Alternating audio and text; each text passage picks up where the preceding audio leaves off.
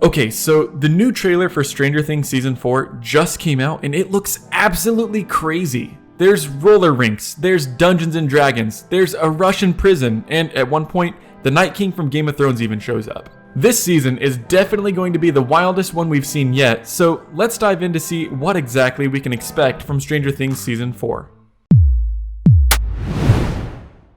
The trailer opens with Journey's Separate Ways World Apart, perfect for the split worlds in Stranger Things between the normal world and the Upside Down. Then we hear a disembodied voice say, "Your suffering is almost at an end," right before seeing a flash of what looks pretty much like the Night King from Game of Thrones, so we can expect this monster to be the big bad of the show just based upon its appearance. We then see Max at a grave, and we're reminded that Billy, unfortunately, is now dead. If you remember, Billy redeemed himself at the end of Season 3, sacrificing himself to protect the kids. Next, we get a pretty cool inverted shot of a crime scene where a body is being taken away, reminding us of the ever-present Upside Down all around us. We see that Elle is now attending school with her friends, and then we see a shot of a grandfather clock stuck in a wall, the same clock that we saw at the beginning of the trailer, so this item will likely be pretty significant in the story, and could have some pretty strong implications for Max, since she's the one we see interacting with the clock. We then see Hopper in a Russian prison in what looks like a very cold winter, and then a shot of the kids skating around a roller rink, which is just perfect for the 80s vibes this show gives off. We're then told that they had all been relocated far away from Hawkins to California for their safety, but that they're going to be pulled back into the craziness they thought they left in Hawkins. Elle says she doesn't have her powers anymore, but she's still taken away. There seems to be somewhat of a supernatural war going down, and for some reason, they need the kids to help out. Then we get a ton of shots that completely embody the 80s and the characters' hairstyles and outfits in just a perfect way.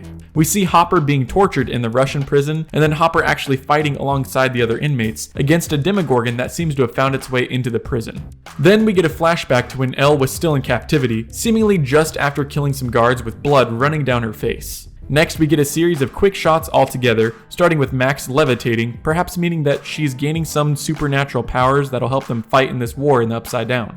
We then see Steve killing monsters in the Upside Down, as he does, along with some person playing an electric guitar in the Upside Down. And I absolutely can't wait to see how on earth this electric guitar solo is going to play into the plot of the show. We then get a quick shot of a blind guy with his eye scratched out, and then a shot of a plane crash with Joyce inside, along with Murray, perhaps on their way to rescue Hopper from prison. Then we see a Demogorgon slowly reaching out towards Joyce in a quick shot. Some surreal shots in the Upside Down, and then a new, terrifying looking monster, perhaps the new leader of the evil supernatural forces taking over Hawkins. This monster is definitely the creepiest we've seen in the show so far, and I think it's probably going to be the most threatening one too.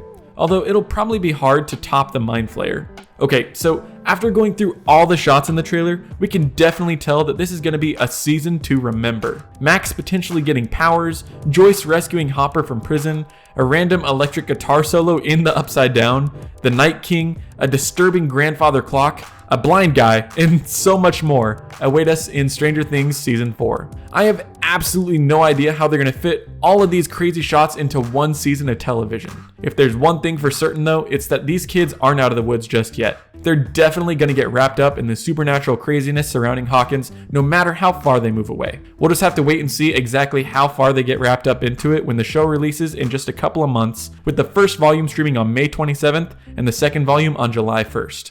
Anyways, that's going to be all for today. If you like what you saw, maybe check out the video on your screen for some different content. I make videos on basically anything that interests me in the world of entertainment. Also, don't forget to like and subscribe as it truly does help me out, and thanks for watching Rocket Riley.